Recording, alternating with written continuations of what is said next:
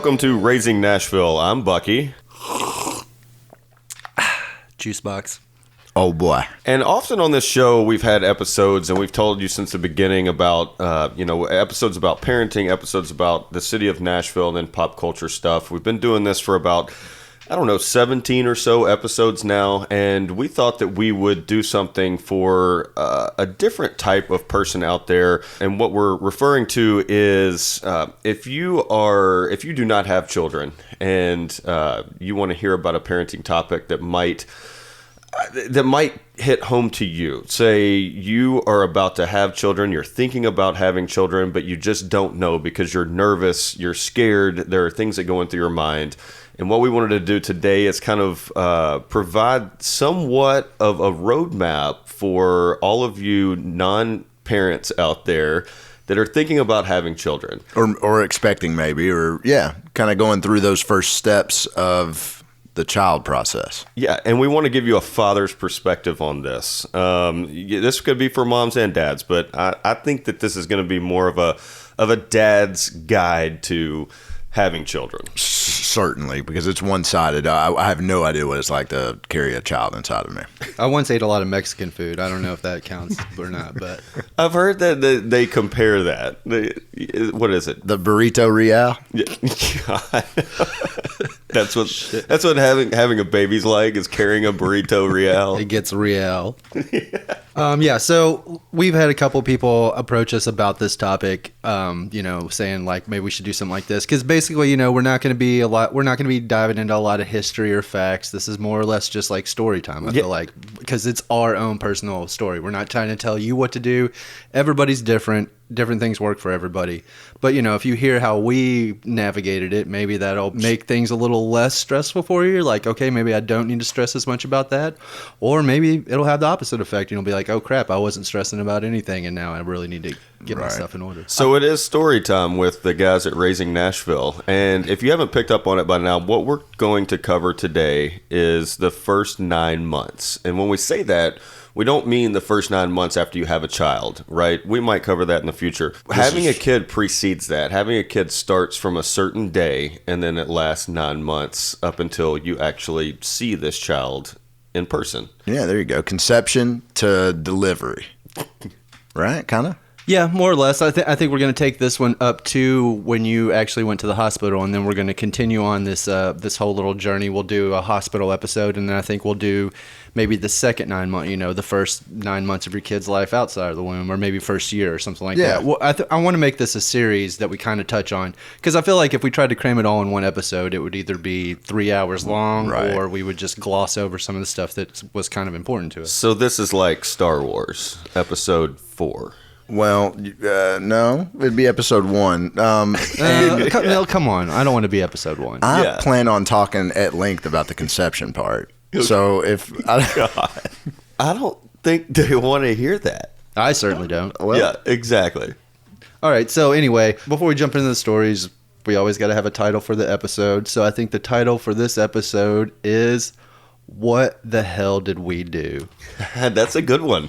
And I feel like that's even if you're planning to have a kid, when you first find out, you and your wife are probably kind of a little bit like, oh crap, this just got real. Right. Yeah. And if you're not planning to have a kid and you find out, then it really got real. Yeah, I can talk a little about that. Yeah. So if you're thinking about having kids out there, or had kids and want to hear what 3 degenerates did when they found out up until they had a kid. I'm not ready to qualify myself as a degenerate totally yet. Okay, okay, we were former degenerates, and now we've seen the light since we had children. Mm-hmm. They've kind of shaped the way we walk through life now. So what we wanted to do is, like Juicebox said, the day you found out to the day you went to the hospital, what happened in those 9 months. Cool. So who wants to start it off? I can go if you guys don't mind. Since we're starting, go ahead. So we'll start at the beginning. It's the day you found out, whether you're planning on having kids or not. My wife and I, were planning on having a child.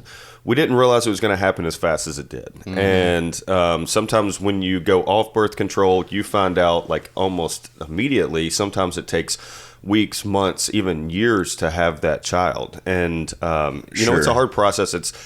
Mentally, it's draining, right? Unless you find out right away. And then you were like, oh, wait a minute. I thought I had a couple months here. And now, that can be a surprise. Yeah. So the day I found out was, and I will never forget this in my entire life, which most people probably won't. I was at opening day, Tennessee Titans versus Oakland Raiders here in Nashville.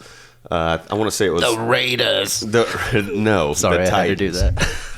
So it was opening day. Game was great. Titans win. I go home. I am Sunday Bucky. I am all Sunday Buckied out. Yeah. I'm done. I mean, I've been drinking for 4 straight hours. Titans win opening day. Corn dogs. It was beautiful, right? It was beautiful outside and everything. I go in my house. I sit down on the couch and I am just spinning. I'm having a great time. Titans win. All of a sudden, my wife and my stepson walk in, and they were like, hey, we've got this gift for you. And I'm like, okay, that's cool. I don't know why you're giving me a gift on a random Sunday here in September, whatever it was. So I was on the couch, and I'm just drunk, and they hand me this present. Yes, it's a great way to start it, right? So they hand me this present, and I open it, and it is a little onesie with the string cheese symbol, String Cheese Incident, my favorite band, with the String Cheese Incident symbol. And I remember looking at my wife, and I was like, are you fucking serious? Not realizing there was another child in the room. Drunk. And she said, yeah. And I just started drunk, ugly college girl crying. I mean, it was bad. Man. And I was like, you've got to be kidding me. Asher came and gave me a big hug, and she gave me a big hug, and I'm almost tearing up thinking about it now, but I couldn't stop crying. And then it was just kind of like, okay, we're having a baby. And they went back to what they were doing. Asher was playing in his room. Stephanie was doing something in the kitchen. And I go outside and just chain smoke cigarettes until I wrap my head around this thing. And then I come back in and give her a big hug. So for those of you out there, it really didn't set in until the next day for me. Oh, well, it doesn't set in for a while, really. But yeah, that's the truth. It's mind-blowing for sure. All right. Go for it, man. Yeah, I mean, I guess ours was somewhat similar. You know, we were trying to have a kid. Dana went off birth control. Same type of thing. We're like, this will probably take a couple months at least. Who knows? It happened extremely fast. We found out on Christmas Eve, we were at Dana's sister's house, and Dana's like, full disclosure, we had been out the night before. She wakes up, she's like, I'm late. Maybe you need to go get a pregnancy test. And I was just like, okay. Went and bought a 2-pack, because you can never be too sure. That's right, yeah. So she takes a pregnancy test, finds out that she's pregnant on Christmas Eve, and we're both just like, oh, snap. Like, we'd been wanting it. We were ready for it. But we also had a badass trip to New Orleans for New Year's planned 1 week away with a big group of people going down there. So we were just like, well, I mean, we still went to New Orleans, but we were also just like, this changes things a little bit. And also it was really weird because we didn't want to tell anybody until, we'd gone to doctor's appointments or whatever. So we were like keeping that from Dana's and my family throughout the Christmas season, which was kind of bizarre. Because even her parents and like some other people in her family were like, Dana? Something's different. You're really glowing right now. We were just like, oh man, it's heavy, man. Thanks, Santa. Yeah, Santa. We eventually told the people we went to New Orleans with, but then held off like telling anybody else until after that first. So you went to New Orleans? Yeah, for sure. Well, yeah. I mean, we'd already rented a place, and like, we had tickets to a show. We were definitely not missing that. Yeah, you can still enjoy things for sure. All right, that's a good one. So alcohol is involved in the first 2 of these stories. It's involved with the third. All right, so mine's a little different. My wife doesn't listen to the podcast, I'm pretty sure, so I don't think she's going to mind that I tell this story, but it's also very true. So you can't be ashamed of the truth. We love walking fine lines here on Raising Nashville. You can't be ashamed of the truth. So I had taken a customer out to dinner, and we had some drinks, but there was also a party. Well, let me back up. My wife and I were dating at the time, so It was a Friday night. I was out with a customer. I took him out to dinner. We had a good time. There's a party back at my house. So after I left, I dropped my customer off, went, picked up my girlfriend, my wife, future wife. And I get to her house, and the lights are off, and she's inside, and she's sitting in her bed, and she's like, I want to break up.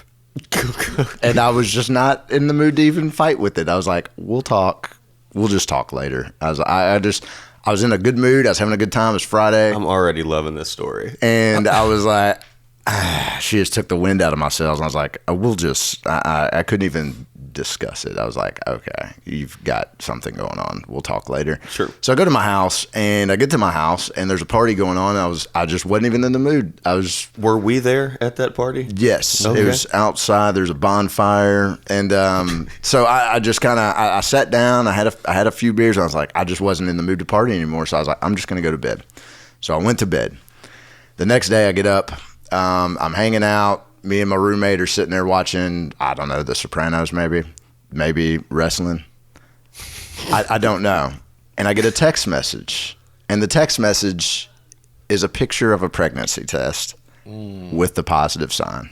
From your girlfriend who just broke up with you the night before. Right. So I'm imagining that emotions were high with her. She probably knew, you know what I mean? And that's probably... I'm assuming she knew. She didn't just find out the next morning. Right. But that's how I found out. So I went over there and we talked it out. And, here we are. You're still here today. Yeah. I didn't cry then. I'll get to that. Okay. I'll get to that. But that is how I found out. It was... she was freaking out. I mean, Sure, I can understand that. I can only imagine what we go through, and we know that what they go through. It's got to be magnified. Oh, yeah. It really does, Yeah. and it's got to be a complete game changer because we don't have to carry this thing. We don't have to grow it. We don't have to do anything. We just have to support. It doesn't change our bodies. Your body looks like it's changed, but it hadn't changed. It has not changed mine. It has definitely changed all of our bodies in this room, just on a different platform. Right. Yeah, you're right. Okay, so those are some. It just makes it more acceptable to have that dad bod. I feel like That's right, yeah. I can be a little fatter because I have a kid. What of it? That's right. It's official, man. Let loose. I have something that links me to her. She can never leave now. Oh, I mean, those are some fun stories about how you find out. And for those of you out there that are expecting children or are thinking about, getting in bed with having kids, and that's kind of a pun. Yeah, let's back that up. Yeah, for those of you who are doing that, those are a couple of stories on how you found out. You're never going to know. It's really up to the wife or the girlfriend or your significant other to pick that right time to tell you. And I think that we have all found that those might have been inconvenient times. But is there a real right time? I mean, that's the thing. You can't plan it out, really, can you? Right. But I feel like you guys had pretty good ones. You got a freaking gift, and yours is on Christmas Eve. Yeah. Mine was. No, mine is. Yeah. Yeah. I got a gift that I couldn't use for an additional year. All right. Let's.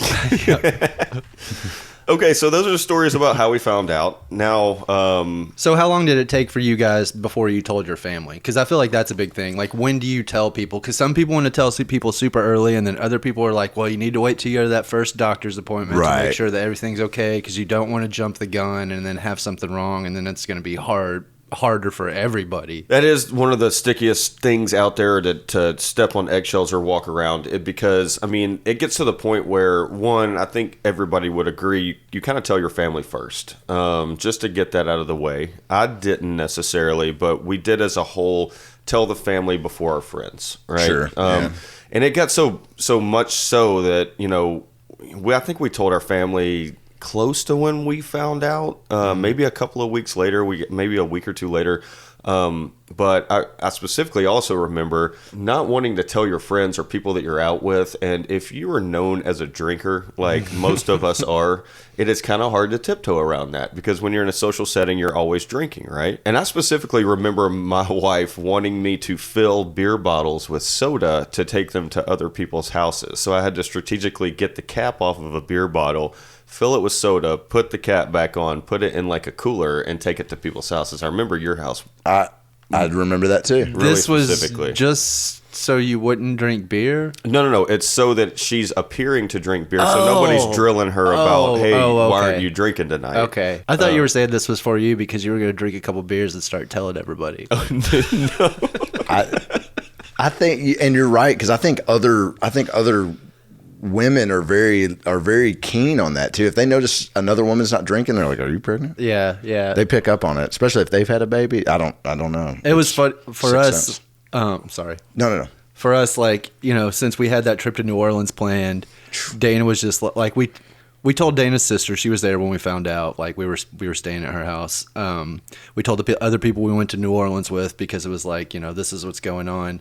And then when we got back from New Orleans, Dana was just like, oh man, New Year's was rough. I need to take like a month off from having any drinks or going out or anything. Smart. So people were like, oh, okay, but they were still skeptical. Yeah. It's tough. I told my friend first because Charlie was sitting on the couch with me. So I was like, dude, look at this text message I just got. What do you think that means? God.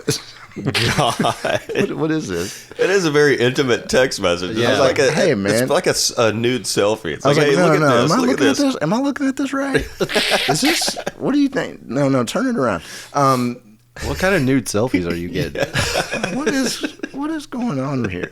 So I ended up telling my brother first, and then told family first. I think it was in late February when we found out, and then we checked with the doctors first, made sure everything's good, that everything's a go. So I guess how long are you supposed to wait until you tell people? I think people recommend you wait until after that first doctor's appointment Yeah. because then you can make sure that the kid, the baby is Healthy and growing and in there, and there's no real complications. I mean, they can't obviously tell that there's not going to be any complications, but Sure. That's kind of one of the first hurdles, I guess, you get past. Yeah. And then once that happens, then they give you there's a the certain okay. stage of I development. do really remember, though, I think when I found out specifically, a month later, I was going to this music festival, and it's down in Florida. And I remember Itchy-Coo? It wasn't Itchy-Coo. It was one in Live Oak, Florida called Halloween. And I remember my wife, right before I left, she said, don't tell anybody that we're pregnant because it's not the time yet. And I was like, okay, I'm not going to tell anybody. I don't even know if we've told our parents this at this point, right? So I'm down at Halloween. It's Saturday night, party night, String Cheese putting on this big cover set. Cover set's over. They got one more left. Me and the two people that I was with, a couple of buddies, and one of my buddies' girlfriends were just sitting in the grass, and it just comes out, right? I'm like, hey, guys, I'm having a kid. And then immediately my mind went back to my wife right before I walked out the door saying, don't tell anybody. So I'm all nervous, right? And I'm like, oh my God, they were congratulating me. We were celebrating. Sure. We were all high on life. And posting it. Yeah, we weren't posting. No, I get back. And I remember walking in the door, and I just hung my head, and I go, Stephanie, I got to tell you something. And she's like, what? And I'll go, I told, Joel and Mandy and Michael that we're having a baby. And she was like, okay, I've told like 6 people. And I was like, you told me not to tell anybody. It's tough not to tell people, man, because I mean, you need an outlet. You need to talk about it. It's big emotions going on, man. Yeah. I thought you were going to tell me Michael Franti came on stage. It was like, oh my God. Hey, me and every band member are having a baby, and then Bucky's like, I need to call my dad. I'm going to take 10-minute break so anybody in the crowd that's having a baby can go ahead and tell everybody around. Go ahead and call your parents. Everybody's crying. Bucky calls his dad, leaves a weird voicemail. It's great. No, that's so classic. So speaking of, going to the first doctor's appointment and not telling people until you go through that, like, how was the first doctor's appointment for you guys? Because that was when shit really got real for me. And I think that was like, when Dana first told me, I don't think I cried. I was definitely like emotional and happy and excited and scared. Yeah. But I don't feel like I got really emotional until that first sonogram when you see that little fluttering heartbeat. Like, man, I'm getting like chills right now just thinking about it. Like, that was just like, okay, your life is completely different now. It's a special moment. It is next level. Yeah. I think I don't really remember the doctor's visit. I remember specifically is the one where they told us the gender, and for whatever reason, my wife and I felt like we were having a boy. We just in our heart of hearts, we just knew we were having a boy. And it wasn't we wanted a boy. We just felt like, I don't know, I feel like we're having a boy. That's funny. She's like, I feel that way too. And I was like, yeah, me too. I don't know. So we're dumb. And we go to the doctor, and the doctor's like doing the Are you married at this point? No. So the doctor's going through and doing the what do they call that? Ultrasound. Ultrasound. Oh yeah. So she's doing the ultrasound, and she's like, yeah, she looks pretty good. And she said and that's when my life changed. That's when I was, and I was like overcome with, like, I knew exactly, I was having a daughter, and I was overjoyed, to be honest with you. It was just a single stop point in my life that'll stick with me forever. Sure. That's funny. We totally thought that we were going to be having a girl. Like, Dana and I had a girl name picked out. And it was just the same thing, like, based on nothing. Right. Based on absolutely nothing. But Just we're just feelings. like, it seems like it might be a girl. And Yeah. then it was a dude. Yep. See, mine is it's on that level, but it's sprinkled with disappointment. So when we go in, Is this one of those things we're going to have to edit out? no, no, it's fine. My wife will collaborate with this and tell you exactly that this happened. Did the Titans lose? The Titans weren't involved. So we go in the room that you were talking about. She's laying on the bed, got the jelly and the picture and the whatever, what'd you call it? Ultrasound. Yeah. And I'm standing at the foot of the bed looking at this TV because the doctor was like, hey, you might want to look at this TV. This is going to give you your first, shot of, what this child looks like. Right. And the entire time of my wife's pregnancy and before that, all I've wanted in my life is a girl. Like, that's it. I am a ladies' man type person. I know that's probably not the best description. Yeah. I've always been about women. My grandmothers, my aunts, my mom, all my nieces and everything. You've had a lot of strong women in your life. Strong women. Gotcha. I was raised by a single mother. All I wanted was a girl, right? Yeah. And we're standing in this room. I'm at the foot of the bed, and she rolls over the stomach, and she goes, oh, look there. And she pointed up there, and then she walks around, says, Stephanie, hold this thing on. She walks around and points at the TV, and she goes, you see that thing right there? And I was like, oh, my God. And she goes, that's the male part. And I did not turn around to look at my wife for at least 40 seconds. My hand was over my mouth. I was just, it was the most devastating thing that has ever happened to me. And one of them in my entire life, to find out that I'm having a boy instead of a girl. It's called penis envy.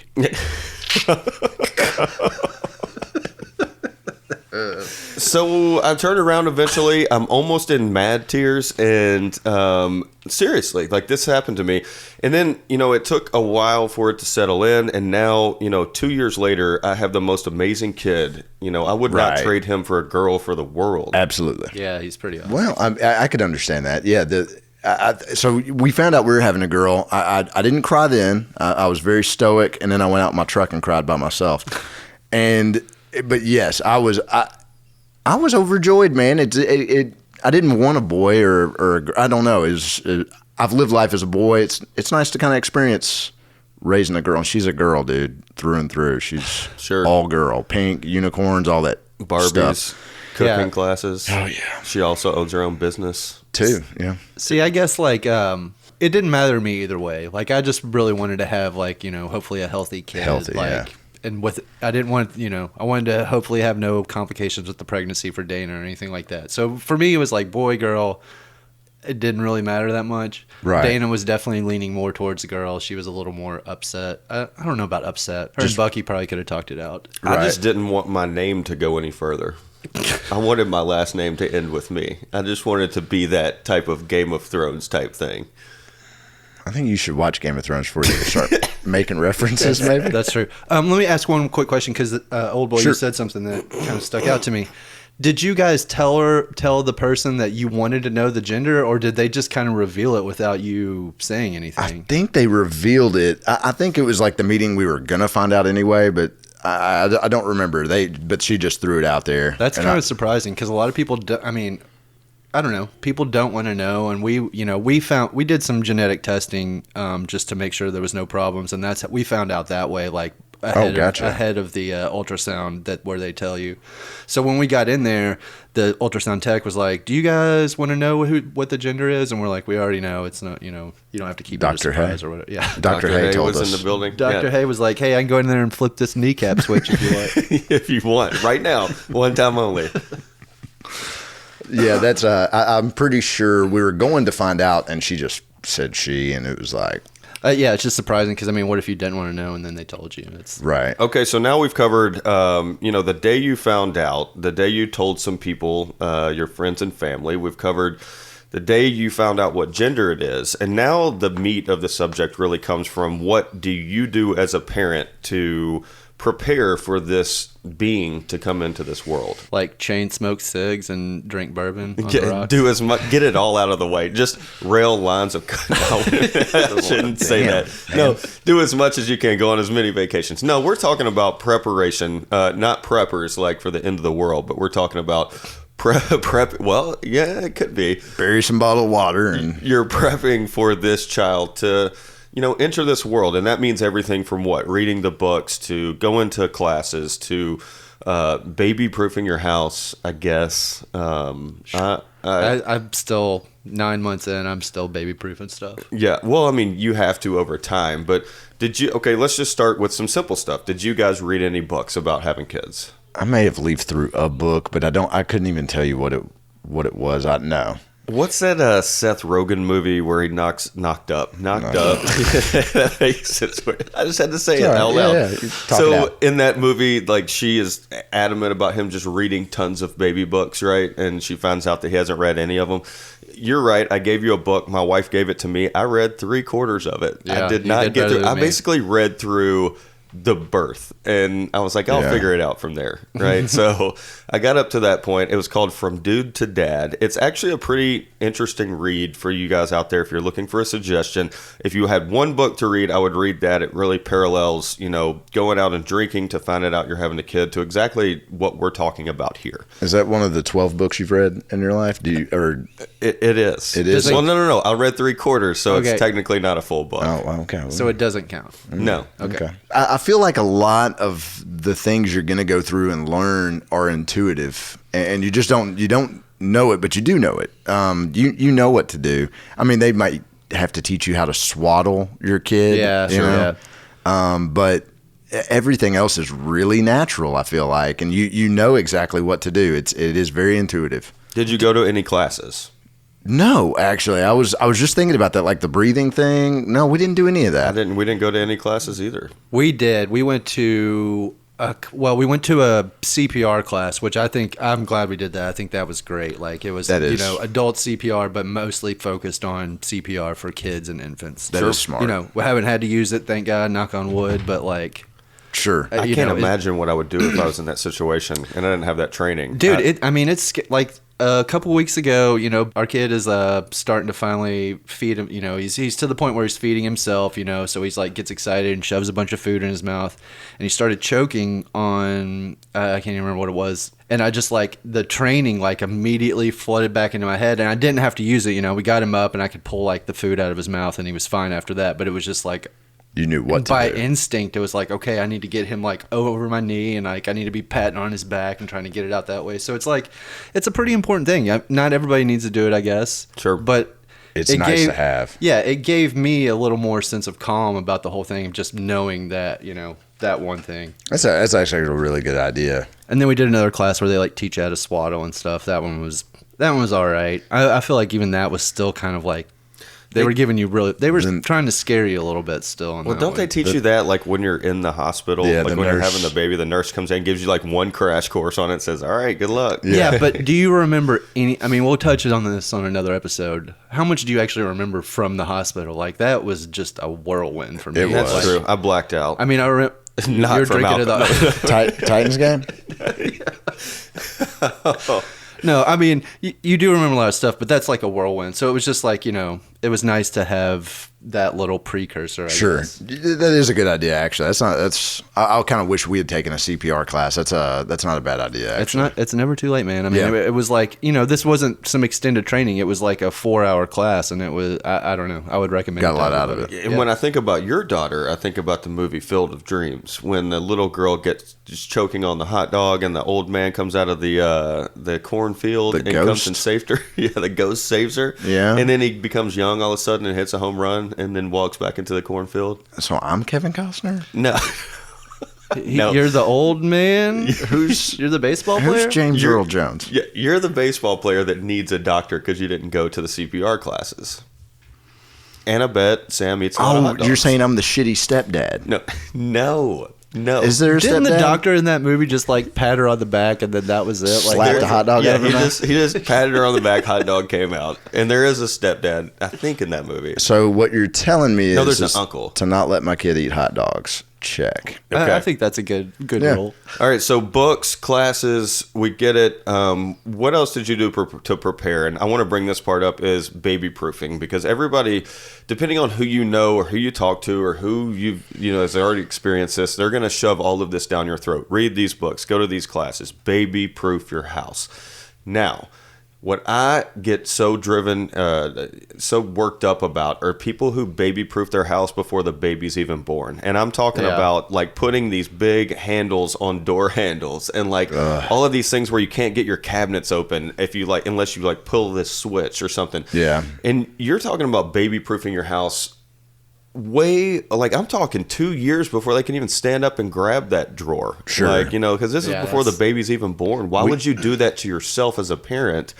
I'm avid to baby proof as time goes on. Yeah, as the kid reaches that stage, then... And to be completely transparent with our listenership, our baby proofing at our house has consisted of two single things, and there was 2 rubber bands. One on the 2 drawers underneath the sink where you keep all the chemicals, bleach, yeah, and then one on the cabinet where they can get their own food. Like that's it. That's my whole baby proofing of my house. Yeah, 2 rubber bands. I'm with you. Yeah, we put some kind of deal on the household chemicals, and then that may have been it at the time when she started walking. We put a gate up as she got older. I mean, but we never had a gate. We literally just moved the bar cart out of our living room once he could start to crawl. I was just this is gonna have to go into the other room now. And He's then either gonna pull this down or start drinking off of it. Yeah, there was like a corkscrew right at his reach, so it was like, okay, maybe we should move this. Let's get out. I don't want him getting into the good scotch. Yeah, we had stairs though. No, that's true. At the first, first true. 2 houses, so we put gates up because I don't want her climbing or falling down some stairs. So, I mean, baby proofing is really up to you out there. It really depends on your house, I feel like. I guess it does too. Some people's house needs more baby proofing than others. Yeah, we should have, when I look back on it, we probably should have baby proofed this big glass coffee table that has 4 corners on it, because we have found out the hard way that you can cut open your eye and you have to get it glued back together with skin glue. And that's happened to our kids. So if I could go back, I would have put like little foam corners on coffee table. Well, we put foam corners on our coffee table, and our kid fell in a spot that didn't have foam corners and gave himself a black eye. So I think some of that stuff is inevitable. I mean, I feel like it goes kind of back to our sheltering episode. It's like you can do some of that stuff, but a kid's gonna have to fall and hit his face on something to realize, okay, maybe I should be a little more careful. Like, very true. Yep. Okay, so other than baby proofing, another big thing that people want to talk about out there and know about is their room. What did you do to prepare for that baby to come in by setting up a room? For those of you out there, whether you have an extra room for your child or not, you still have to set up some section of a room. Yeah, we painted a room. That's all you did? Yeah. You didn't move crib in there. Yeah, you buy a crib. Okay, let's talk about you're talking about the basics here. You paint it, you put a crib in there, you put a little, rocking chair so you can rock them to sleep. Yeah, one of those little satellite looking things. But did you go all out? Like, did you or your wife go all out for their room? To make it special? We went out. Well, my wife went all out, I should say. I mean, I helped paint and put together all the furniture and stuff like that, but she had a very specific idea, I feel like, of how she wanted to decorate it. And to be honest, like, we moved into this house that we live into now thinking that the room that we made the kids' room was going to be the kids' room. So Right. we already kind of had an idea Yeah. for it. You know, it was like in our mind. So Well, you want it to be comforting for the child, right? Because that helps. You know, bland colors and actually bland colors on the walls and then popping colors on everything else that you do. Just, you know, to give them some kind of visual. Depending on if you want to, you know, theme your kids' room or not. Our kids' room is themed very water oriented, and i.e. like lake type things. A lot of boats, a lot of you know, underwater aquarium looking things on the walls. No, he doesn't have a sea-doo yet, but Yet. we colored it blue, and you know, we made it look like an ocean type, lake type atmosphere, and that's what I want him to grow up in. Just so some happens a sand in year there. ago our boat, you know, completely went down, so now we don't have a boat. So he's going to grow up in that and just always wonder what it's like. You know what Aristotle said? It was always better to have a boat than to never have a boat at all. So that's pretty nice. You know, there's people out there that don't have boats. Philosophy from old boy. Never had a boat. Yep. So that's really nice. Did you put sand in his room? I didn't. In some of the aquariums, it appears to have sand, but it's not sand. Okay. Well, Yep. So now, I mean, you know, you've possibly read the books, you've gone to the classes, you've baby-proofed your house, you've set up your kids' room, and now all that's left is the anticipation. And that's another point too, is you're done, or you might procrastinate and work right up to the, you know, the birth of the baby, but you're done at this point. You're like, well, okay, let's bring it on. You know, get on. I always think of when I found out, or when I wanted to have that kid, and I remember the next to last episode of the show The Wire, when I see you shaking your head. I rolled my eyes. Yes. You popped a drug bust? No, when the major character got killed and he's stuck in that stairwell, you know, and the two guys are coming in with the guns, and he's just like, get on with it, motherfuckers. And then all of a sudden they shoot him. That's what I think about when that little period between I'm done and I want you to come out now. just to be clear, that was not the last season of The Wire, so people don't. Oh, it was the second to last season. You're right. It was the third season. It wasn't even the second to last. And who was it? As Omar and Stringer Bell. Have you even Yeah. ever seen The Wire? I have. It's one of my favorite shows. I do want to. I'm not one on names. You're right. So you're just waiting on that baby to pop out now.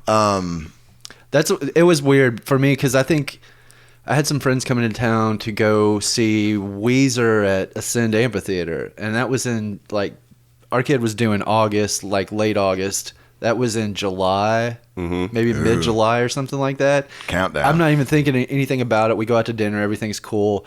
My friend's fiance that came down to go to the show was like asking Dana, she's like, "Aren't you worried you're going to go into labor and he's going to be at that show?" And I was like, that's when that hit me. I was like, oh crap, I didn't even think about that. Like, Then he's going to come out to a Weezer concert. Dana wasn't at the show. She didn't go to that show. But it was just like the fact that like even a month out, it was like, oh crap, this could happen really any time. You can't go on vacation. You really, I mean, I got a lot of vacations out of the way prior to. You could. No, You did. God. Sounds like it. I did not. You just said you did.